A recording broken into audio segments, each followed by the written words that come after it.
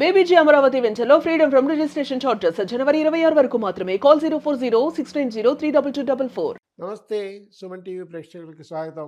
December 24 ఇదే ఛానల్లో మనం చెప్పుకున్నాం గోల్డ్ మెల్లగా 2 లక్షలు అయిపోతుందని మార్చి నాటికి.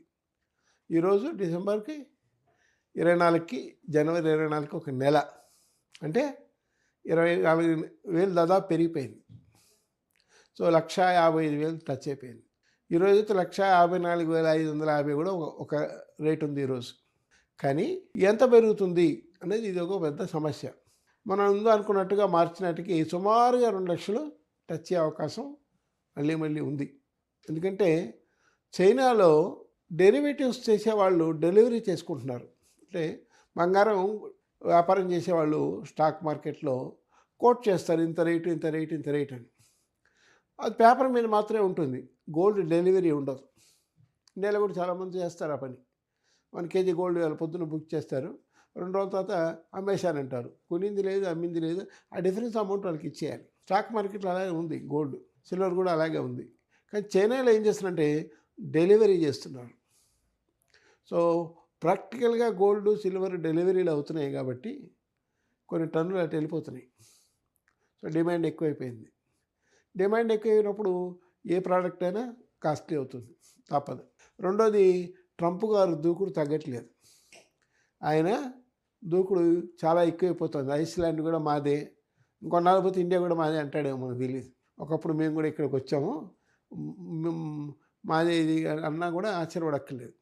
కాబట్టి ఈ ట్రంప్ గారు దూకుడు కూడా ఈ గోల్డ్కి సిల్వర్కి ఒక పెద్ద కారణం.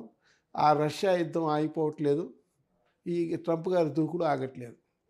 సో వయా మీడియాగా అంటే సమ్వేర్ ఇన్ మార్చ్, నేను అంతకుముందు చెప్పినట్టుగా డిసెంబర్ 24 చెప్పినట్టుగా మార్చి చివరాఖరికి యుద్ధం ఒక స్టేజ్కి వచ్చి ఆగిపోతుంది. అప్పటికి కానీ గోల్డ్ రేటు తగ్గదన్నమాట. గోల్డ్ రేటు తగ్గాలంటే అది ఒకటే మార్గం. అలాగే సిల్వర్ ఈవేళ 3,60,000 రూపాయలు దాటింది. 3,60,000 అంటే మనం గట్టిగా చెప్పాలంటే 4 లక్షల దాకా టచ్ అవుతుంది ఇది ఫిబ్రవరి నాటికి. ఆ తర్వాత తగ్గే అవకాశం ఉంటుంది. ఎందుకంటే ఇంకా ఆ తర్వాత అన్సీజన్, ఇంకా పెళ్ళిళ్ళు పేరెంటాలు అవన్నీ తగ్గుతాయి. ఏప్రిల్లో మళ్ళీ పెళ్ళిళ్ళు పేరెంటాలు చాలా ఎక్కువ ఉన్నాయి, ముహూర్తాలు ఎక్కువ ఉన్నాయి కాబట్టి మళ్ళీ విపరీతమైన డిమాండ్ ఉంటుంది.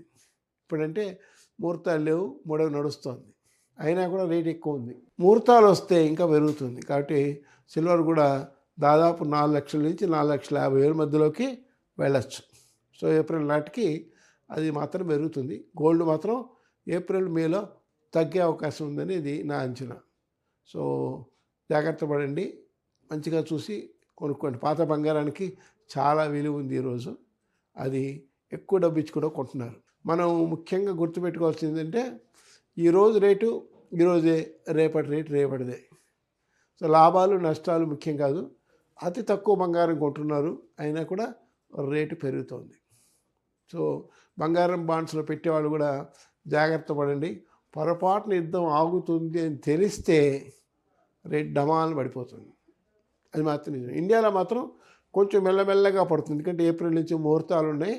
ఏప్రిల్ నుంచి బంగారం వద్దన్నా కూడా అమ్మాయికి 1 సవరం 2 సవరం 3 సవరం పెట్టాలి కాబట్టి బంగారం రేట్ ఇండియాలో మెల్లగా తగ్గుతుంది.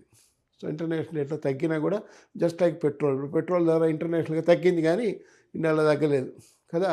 జాగ్రత్తగా పాటించండి గోల్డ్ రేట్లని. సో నమస్తే.